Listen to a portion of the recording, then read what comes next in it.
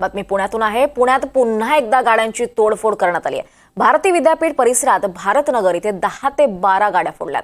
यामध्ये काही दुचाकी, रिक्षा, टेम्पो आणि 4 चाकींचा समावेश आहे। अज्ञात व्यक्तीने ही तोडफोड केली आहे। तोडफोडीच्या घटनेने परिसरात भीतीचं वातावरण आहे। या प्रकरणी भारती विद्यापीठ पोलीस ठाण्यात तक्रार दाखल केली असून पोलिसांकडे सध्या तपास सुरू आहे। भारती विद्यापीठ परिसरात ही तोडफोड करण्यात आली आहे। पुण्यात पुन्हा एकदा गाड्यांची तोडफोड करण्याचा प्रकार समोर आला आहे। अज्ञाताकडून ही तोडफोड करण्यात आली आहे आणि तोडफोडीच्या घटनेने परिसरात नागरिकांमध्ये सध्या भीतीचं वातावरण आहे। आणि या प्रकरणी आता भारती विद्यापीठ पोलीस ठाण्यात तक्रार देखील दाखल करण्यात आली आहे।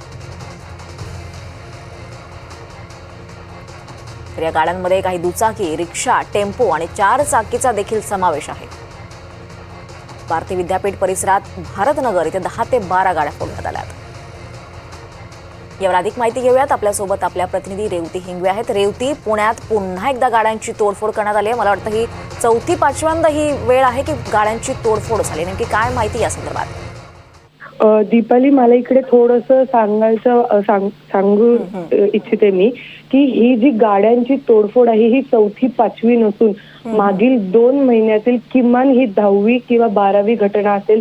पुण्यातली गाडी तोडफोडीची जी घटना आहे ती पुन्हा एकदा पुण्यात गाड्यांची तोडफोड करण्यात आलेली आहे। भारती विद्यापीठ परिसरामध्ये भारतनगर नावाचा जो परिसर आहे त्यामध्ये जवळपास 10 ते 12 गाड्या फोडण्यात आलेल्या आहे।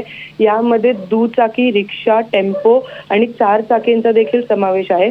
अज्ञात व्यक्तीकडनं खरं तर ही गाडी तोडफोड करण्यात आलेली आहे। आपण जसं बघतो दीपाली की पुण्यात वारंवार या ज्या घटना आहे हे फक्त दहशत पसरवण्यासाठी ही करण्यात जाते आणि आता सुद्धा प्राथमिक माहिती तशीच आहे की त्यासाठीच हे करण्यात आलेलं आहे। भारती विद्यापीठ पोलीस ठाण्यामध्ये तक्रार दाखल केलेली आहे आणि पोलिसांचा तपास देखील सुरू आहे। या संदर्भात काही सीसीटीव्ही फुटेज काही हाती लागलेत? या संदर्भात काही माहिती मिळते? अद्याप कुठलंही सीसीटीव्ही फुटेज समोर आलेलं नाहीये दीपाली।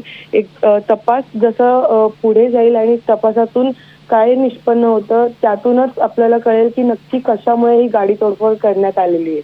नक्कीच, धन्यवाद रेवती, आपण दिलेल्या या सविस्तर माहितीसाठी।